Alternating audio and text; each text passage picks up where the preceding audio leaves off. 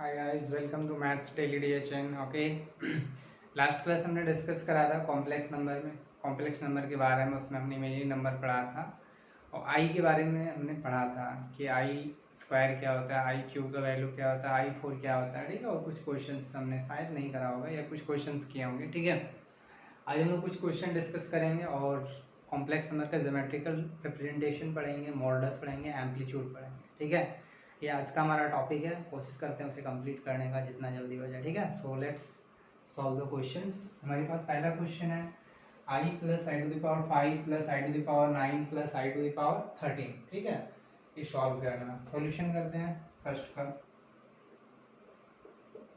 पहला क्वेश्चन हमारे पास क्या गिवन है, ये वाला i plus i to the power 5 plus i to the power 9 plus i to the power 13। ठीक है, लास्ट क्लास हमने पढ़ा था कि आई टू द पावर 4 क्या होता है, 1 होता है। आई क्यूब क्या होता है, माइनस आई होता है। आई स्क्वायर क्या होता है, -1 होता है। ठीक है, लास्ट क्वेश्चन में थोड़ा आई क्यूब था, जो कि आई क्यूब की जगह मैंने सिर्फ 1 लिख दिया था, वो माइनस आई होता।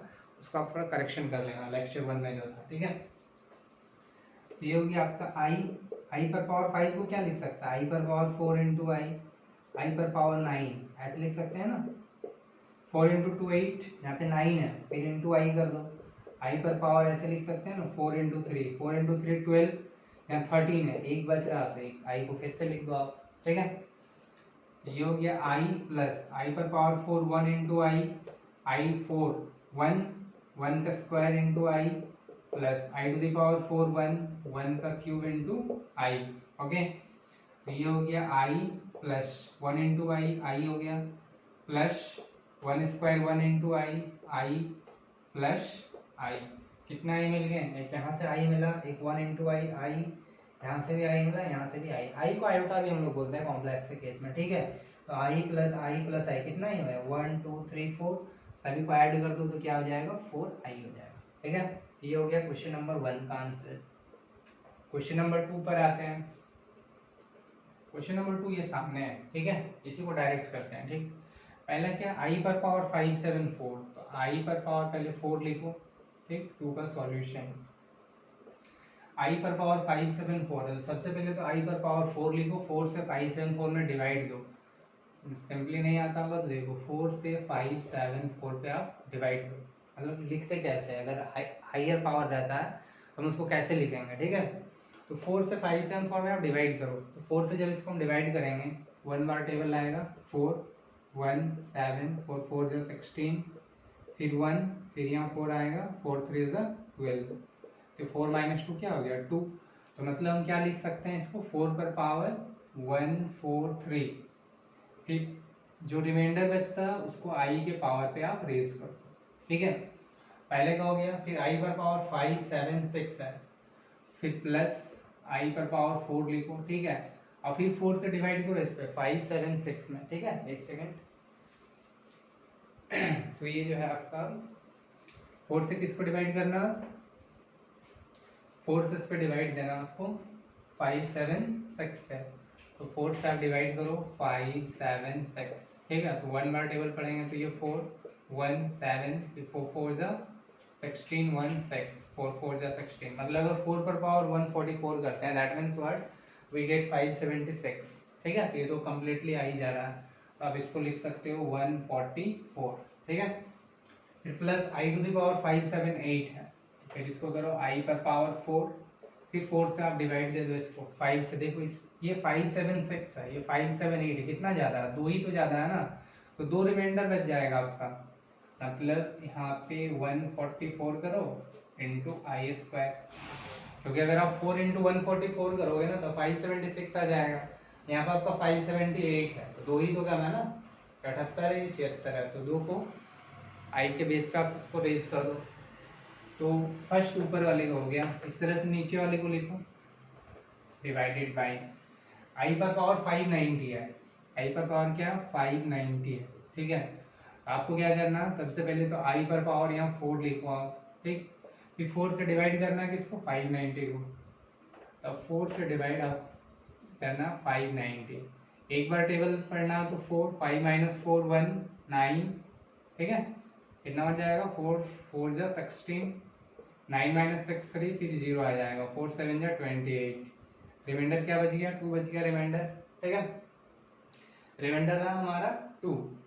अब इसको क्या लिखेंगे, 590 को i टू द पावर 4 और ये यहाँ पे जो आया 147 इंटू रिमाइंडर क्या बचा, 2 बचा, तो इंटू आई स्क्वायर। फर्स्ट का काम हो गया, सेकंड में प्लस आई पर पावर 588, तो पहले आई पर पावर 4 लिखो, ठीक है। 588 है, मतलब 588 यहाँ पे कितना 590 है, 2 ही तो कम है ना। चलो अगर नहीं समझ आ रहा तो इसको भी डिवाइड दे दो, 588 जब 4 से डिवाइड दो तो 1 1 8 4 16 2 8, 147 में कंप्लीट कट जाएगा, तो 147 प्लस आई पर पावर 4, यहाँ पे क्या 586 है, बताओ इससे 2 कम हो जा रहा है, कितना होगा 586। एक बार टेबल पढ़ो, 541 फिर 8 आएगा, 4 4 जा 16, 8 6 2 बचेगा, फिर यहाँ पे 6 आ जाएगा, ठीक है। फिर कितना बार टेबल जाएगा, 4 6 जा 24, यहाँ पे 2 बचेगा, तो यहाँ पे आई स्क्वायर कर देना है, ठीक है, और इधर हो जाएगा 146। आई मीन यहाँ तक आप समझ रहे होंगे, ठीक है। अब थोड़ा सा इसको सिंप्लीफाई कर दो, थोड़ा सा ही तो करना है ना, सॉल्व हो जाएगा फिर। ये हो गया आपका आई पर पावर 4 क्या होता है 1, और 1 पर कुछ भी पावर दो 1 ही मिलेगा। आई स्क्वायर का वैल्यू क्या होता है -1 होता है, प्लस यहाँ से आई पर पावर 4 1, और 1 पर कुछ भी पावर रहेगा तो 1 ही मिलेगा, ठीक है। यहाँ से 1 मिला आपको, प्लस यहाँ से 1 इंटू फिर आई स्क्वायर क्या मिलेगा -1 मिलेगा। डिवाइड पे आते हैं, यहाँ से 1 इंटू आई स्क्वायर -1, मतलब 1 इंटू -1 मिला, ठीक, प्लस आई पर पावर 4 1, 1 पे कुछ भी पावर करो 1 ही मिलेगा, प्लस यहाँ से 1 इंटू -1। अब इसको देखो क्या आंसर आया, 1 इंटू -1 फिर आ रहा +1, फिर -1 डिवाइडेड बाई -1 +1 -1, ठीक है। तो -1 +1 खत्म हो गया, क्या मिला -1 upon -1, minus minus cancel out, that is 1। तो 1 is the answer of question number 2। Third पे आते हैं, देखते हैं यहाँ पे होता है, तो इसको भी यहीं कर देता हूँ। आई पर power 57 plus 1 by i to the power 125, इसको भी कर सकते हैं ना, आई पर power 57 plus 1 by i to the power 125। तो 57 को क्या लिखेंगे, आई पर पावर 4, और 4 से इसको डिवाइड दो, 1 बार टेबल पढ़ेंगे तो 4 एक बचा, 7 के पहले 1 आएगा तो 17, फिर 4 4 जा 16, एक आई बच रहा तो इंटू आई कर दो, प्लस 1 बाई, इसको लिख सकते हैं ना आई पर पावर 4, 4 से डिवाइड दो इसमें, तो 4 3 जा 12 हो गया, फिर 4 का टेबल एक बार पढ़ो तो 4 हो गया, एक बचा आई तो इंटू आई कर दो, सही क्या ना। 4 गुना 4 काट दिया 12, ठीक है, 124 125, सही है यहाँ तक। तो यहाँ से आपको क्या मिला, आई पर पावर 4 14 1 इंटू आई मिल गया, प्लस यहाँ से देखो क्या मिलेगा 1 बाई आई, ये हो गया आई, और 1 बाई आई का वैल्यू क्या होता है, what is the value of 1 by I, 1 by आई का वैल्यू क्या होगा, नहीं निकालना तो देखो कैसे निकालेंगे, 1 बाई आई है ना, इसको रेशनलाइज कर दो, आई बाई आई से डिवाइड कर दो, तो 1 इंटू आई हो गया, आई इंटू आई स्क्वायर -1 मतलब माइनस आई, तो 1 बाई आई का वैल्यू क्या होता है -आई होता है, दोनों कट मार के क्या हो गया 0 हो गया, क्लियर है। तो ये 3 क्वेश्चन सॉल्व हो गए हैं, लास्ट एक क्वेश्चन बचा हुआ, इसको भी करते हैं, ठीक है, जस्ट वेट सेकेंड। हाँ, तो क्वेश्चन नंबर 4 के सॉल्यूशंस पे आते हैं, ठीक है। ये क्या गिवन है, आई पर पावर 17, इसको लिख सकता हूँ ना, आई पर पावर 4 इंटू 4 16 इंटू आई, ठीक, माइनस 1 अपॉन आई पर पावर 34 है, तो 1 पर 34, आई पर पावर भी 34 होगा। चलो एक लाइन लिख के देता हूँ, हो सकता है समझ में ना आए क्या, एक लाइन और एक्स्ट्रा लिख दिया। तो ये हो गया आई पर पावर 4 का वैल्यू 1 इंटू आई माइनस 1 अपॉन, इसको कैसे लिख सकते हैं, आई पर पावर 4 34 से 4 से इसमें डिवाइड करो, कितना बार टेबल लगेगा बताओ, 4 9 जा 36 होता है, 8 बार दो 4 8 जा 32, यहाँ 4 है तो इंटू आई स्क्वायर होगा ना, कुल मिला के ये 34 होना चाहिए, 4 इंटू 8 32, 32 और 2 34 हो जाएगा ना, फिर यहाँ स्क्वायर है तो स्क्वायर कर दो।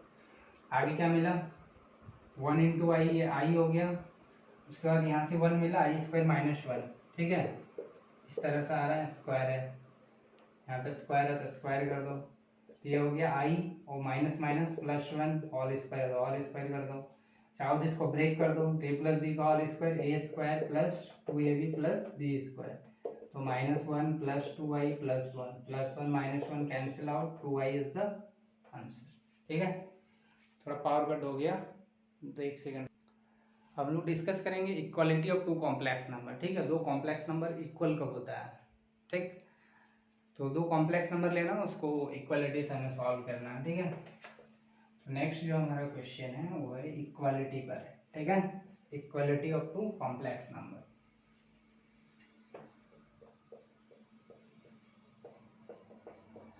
Equality of two complex number. ठीक है, दो कॉम्प्लेक्स नंबर की इक्वलिटी पर हम लोग डिस्कस करेंगे। मतलब वर्ड कि दो कॉम्प्लेक्स नंबर इक्वल कब होते हैं। ठीक है, तो दो कॉम्प्लेक्स नंबर लेते हैं, we take two complex number, we take two complex numbers, दो कॉम्प्लेक्स नंबर लेते हैं। ठीक है, we take two complex number, एक z1 लेते हैं, z1 equal to a plus i b. ठीक, एंड एक z2 लेते हैं, z2 equal to c plus i d. Then we say z1 is equals to z2 if, मतलब z1 को z2 के इक्वल्स कहेंगे। कब कहेंगे हम लोग इसे इक्वल है, if a is equal to b, sorry a equals to c and ये जो b है किसके इक्वल होगा, d के बराबर हो जाएगा, b equals to d, that is a क्या है, z1 का रियल पार्ट है, real part of z1 is equal to real part of z2। ठीक है, और ये जो b है मेरा, ये z1 का इमेजिनरी पार्ट है, और ये d जो है z2 का इमेजिनरी पार्ट है। ठीक है, तो imaginary part of z1 and imaginary part of z1 is equals to imaginary part of z2। मतलब अगर दो कॉम्प्लेक्स नंबर इक्वल है तो उसके कॉरस्पॉन्डिंग रियल पार्ट इक्वल होंगे और कॉरस्पॉन्डिंग इमेजिनरी पार्ट इक्वल होंगे। अगर इस तरह से होता है तो हम कहेंगे कि दोनों कॉम्प्लेक्स नंबर इक्वल है। ठीक है, फॉर एग्जाम्पल एक एग्जाम्पल लेते हैं।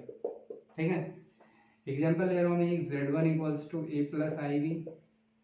ठीक, और z2 इक्वल टू क्या है तुम्हारा, -3 प्लस 5i।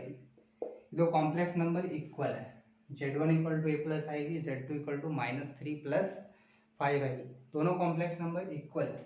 ठीक है, सच दैट, तो इस तरह से क्या है, z1 इक्वल्स टू z2 है, एक गिवन है हमें कि z1 z2 के बराबर है। दिस इंप्लाइज कि a plus i b is equals to -3 plus 5i।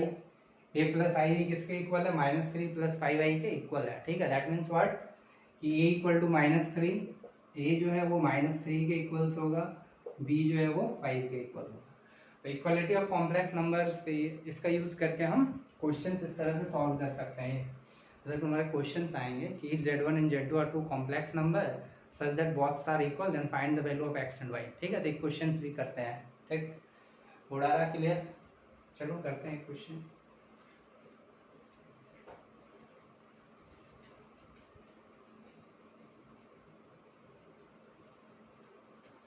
Question है कि find the value of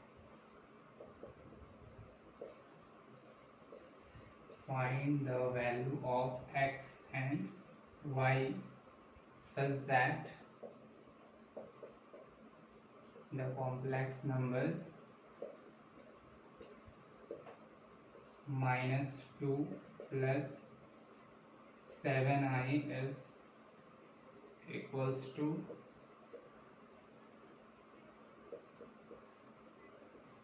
x minus i। ठीक है, दो कॉम्प्लेक्स नंबर गिवन है तुमको, एक ये है और एक ये है, और क्वेश्चन ही कह रहा है कि दोनों इक्वल है। We take two complex number, one is -2 plus 7i and the other is x plus iy, and we have to find the value of x and y। okay, so let's start its solution। ठीक है, according to question हमें given है, क्या given है कि -2 plus 7i, ये किसके equal से, x minus iy के इक्वल है। This implies x equal to -2, x का वैल्यू तो सिंपली मिल गया ना, रियल पार्ट के इक्वल होगा और इमेजिनरी पार्ट के इक्वल होगा, और -y इक्वल टू 7, तो यहाँ से y का वैल्यू क्या मिल जाएगा, -7। क्लियर है, तो ये था इक्वालिटी ऑफ कॉम्प्लेक्स नंबर। ठीक है, जो कि हमने पढ़ा। अब हम लोग डिस्कस करेंगे किस पर, geometrical representation of a complex number. Erase कर दो, इरेज कर भी देता हूँ तो आप लोग पॉज करके लिख लिया करो, ठीक है। ये लेक्चर आपका चलता रहेगा, आप लोग देखते रहो, सीखते रहो।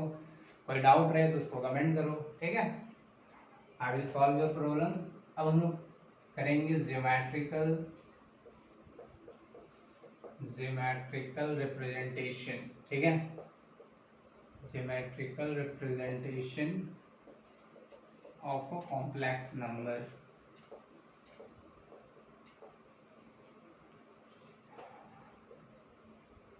किसी कॉम्प्लेक्स नंबर का हम लोग ज्योमेट्रिकल रिप्रेजेंटेशन कैसे करेंगे, ठीक है। ज्योमेट्रिकली मतलब क्या, एक्स एक्सिस वाई एक्सिस, इसी तरह से देखो कोई भी जो कॉम्प्लेक्स नंबर होता है ना, कोई भी कॉम्प्लेक्स नंबर हो तो वो जो होता है एक ऑर्डर्ड पेयर के फॉर्म में होता है। किस फॉर्म में होता है, ऑर्डर्ड पेयर के फॉर्म में होता है। ऑर्डर्ड पेयर क्या होता है, जैसे देखो ऑर्डर, जैसे मान लो कॉम्प्लेक्स नंबर में लिख रहा हूँ x प्लस आई वाई, ठीक है। तो ऑर्डर्ड पेयर कहने का मतलब है कि ये x और ये y एक ऑर्डर्ड पेयर बना। अब मान लो मैं ले रहा हूँ इस तरह से 3 प्लस 6 आई, यहाँ पे ऑर्डर्ड पेयर क्या बना 3, 6। तो ये जो ऑर्डर्ड पेयर बन रहा है ना, इसको हम लोग कार्टेशियन एक्सिस पर शो करते हैं। कार्टेशियन एक्सिस बोले तो कोऑर्डिनेट सिस्टम पढ़े हैं ना हम लोग, वहाँ पे इसको हम लोग ड्रॉ करते हैं, ठीक है। तो ये ऑर्डर्ड पेयर के फॉर्म में है, ठीक। अब इसको हम लोग इस तरह से ड्रॉ करते हैं, इससे जो थोड़ा टेढ़ा हो गया, इससे बचपन से मेरा ड्राइंग वीक है, ठीक है। ऐसे आते हैं, ये ओ एक्स हो गया, ये ओ वाई हो गया, ठीक है। अब मैंने कहा कि ये ऑर्डर्ड पेयर के फॉर्म में होता है, मतलब इधर कोई एलिमेंट है, इधर एलिमेंट है, इस तरह से, ठीक। ये ऑर्डर, जैसे मैंने कोई कॉम्प्लेक्स नंबर लिया कि let z equal to a plus i b, इस फिगर के लिए मैंने एक कॉम्प्लेक्स नंबर लिया z equal to a plus i b, एक कॉम्प्लेक्स नंबर है, ठीक है। अब इसको रिप्रेजेंट करना है कोऑर्डिनेट एक्सिस में, ठीक है। तो देखो ये वाला जो पॉइंट है ना, ये x एक्सिस को रिप्रेजेंट करता है, और b पॉइंट जो है ये y एक्सिस को रिप्रेजेंट करता है। a और b क्या कुछ नहीं है, बस डिस्टेंस है। ये हमारा ओरिजिन है ओरिजिन से मान लो ये डिस्टेंस जो मेरा a है, क्या डिस्टेंस है, ये a है, ठीक है। अब b सपोज दैट मान लो कि ये वाला जो डिस्टेंस है ये b है, ठीक, ये b है। और यहाँ पे इसका ऑर्डर्ड पेयर क्या है, ऑर्डर्ड पेयर कैसे लिखता है, पहले a का कोऑर्डिनेट लिखते हैं, इधर से a लिखते हैं और इधर से b को लेते हैं, ठीक है। ऑर्डर्ड पेयर ऐसे ही लेते हैं ना, बचपन में पढ़े हो गए। ये आपका a हो गया, ठीक है।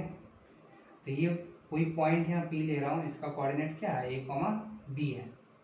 तो कोई भी कॉम्प्लेक्स नंबर होता है उसको हम लोग ऑर्डर्ड पेयर से डिनोट करते हैं। जैसे यहाँ पे ऑर्डर्ड पेयर क्या हुआ, a, b, ये सब ऑर्डर्ड पेयर है, x, y, 3, 6, -4, 7, and first coordinate represent the x axis and second coordinate represent the y axis, okay. तो here is the ordered pair a, b, a represent the distance from this to this, यहाँ से लेके यहाँ तक का जो distance है वो a है, ठीक है। इस पॉइंट का नाम मान लो कुछ भी दे दो, इस पॉइंट का नाम a दे देते हैं, ठीक है। तो O से A का डिस्टेंस A हो गया, और O से ये सपोज दैट कैपिटल B है, O से B का डिस्टेंस स्मॉल b हो गया।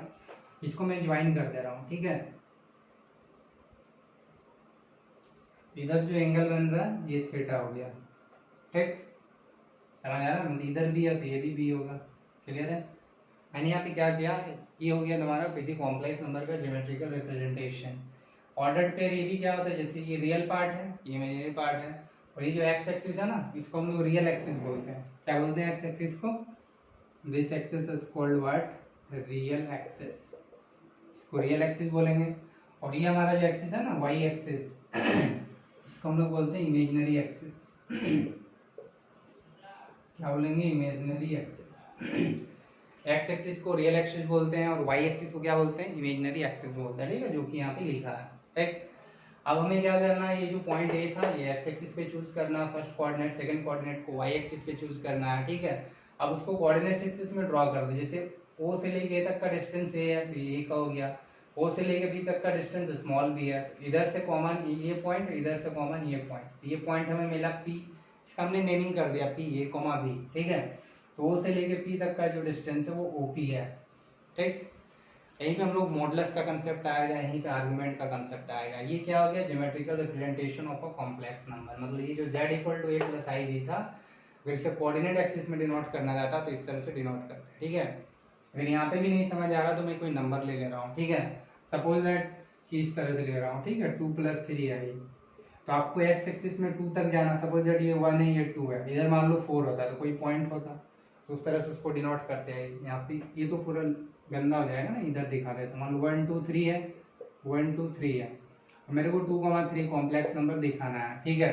तो एक्स एक्सिस पे 2 ले लो, इधर जाएगा 3 लेना, 1 2 3 इधर जाएगा, ये कॉमन पॉइंट मिला ना, इसको इससे मिला दो, तो ये जो पॉइंट मिला ये 2,3 है, 2,3 बोले तो 2 + 3 आई है, ये कोई कॉम्प्लेक्स नंबर z है।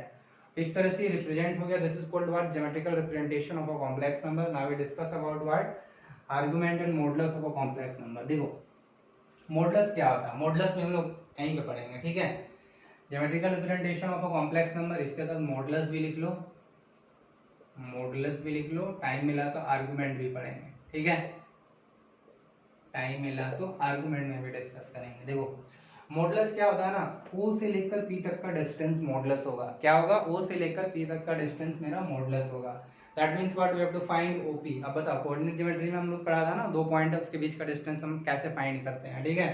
Suppose that this point is, ऐसे मान लो कोऑर्डिनेट एक्सिस, इस पॉइंट का कोऑर्डिनेट x1 y1 है, इस पॉइंट का कोऑर्डिनेट x2 y2 है। And how can we find the distance between the points? Suppose that this point is A and this point is B. We have to find the distance between A, then we use the distance formula under root what, x2 minus x1 का whole square plus y2 minus y1 का whole square. ये formula अपन ने use किया था, ठीक है। इसी formula को यहाँ पे भी आपको यूज करना है, ठीक है। कैसे यूज करेंगे देखो, तो ये हो गया तुम्हारा, ये x1 y1 है सपोज, या फिर ये ओरिजिन का कोऑर्डिनेट 0 0 होता है, ठीक। सपोज ये x1 y1 है, x2 y2 है, किसी में से भी सब्जेक्ट पर कोई फर्क नहीं पड़ता। अपन क्या निकाल रहा है, ओपी निकाल रहा है, ठीक है। OP equal to what, a - 0 का होल स्क्वायर प्लस b - 0 का होल स्क्वायर। तो ओपी इक्वल टू क्या हो गया, √a² प्लस b²।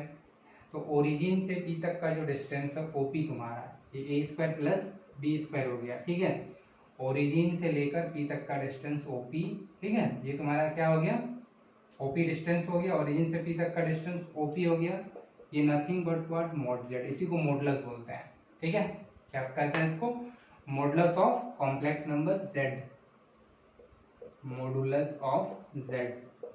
ये जो कॉम्प्लेक्स नंबर जेड है इसका मॉडुलस, ठीक है। तो ये मॉडुलस निकल गया। अब आर्गुमेंट क्या होता है, देखो ये जो थीटा बनता है ना, ये एंटी क्लॉकवाइज डायरेक्शन में, एंटी क्लॉकवाइज डायरेक्शन में थीटा का मेजर निकालो, मतलब थीटा कितना बन रहा है, 45 डिग्री बन रहा है, 35 डिग्री बन रहा है, 60 बन रहा है, 90 बन रहा है, 180 बन रहा है। We have to find the measure of theta. ये थीटा क्या है, तो ये जो थीटा है ना, इसी को आर्गुमेंट बोलते हैं, आर्गुमेंट, ठीक है। आर्गुमेंट भी बताऊं तो वीडियो थोड़ा और लंबा हो जाएगा, ठीक है। नेक्स्ट लेक्चर बनाऊंगा तो उसमें आर्गुमेंट पे डिस्कस करेंगे, क्योंकि आर्गुमेंट सिंपल नहीं होता है जैसे हम लोग सोचते हैं, ठीक है। ये 4th क्वाड्रेंट में होगा, 4 क्वाड्रेंट में इसको डिवाइड करेंगे, ठीक है।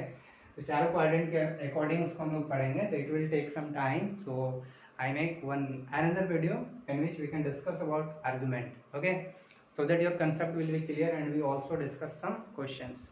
So this is about today class. We meet in the next class. For that, continue studying and stay motivated in your home. That's all about your class. Thank you, thanks for watching. And one more information about you, that you can share and subscribe this channel, so that you can continually get the videos. And if you achieve something from this medium, then it's your duty that you can share and like and subscribe, okay. So thank you, bye.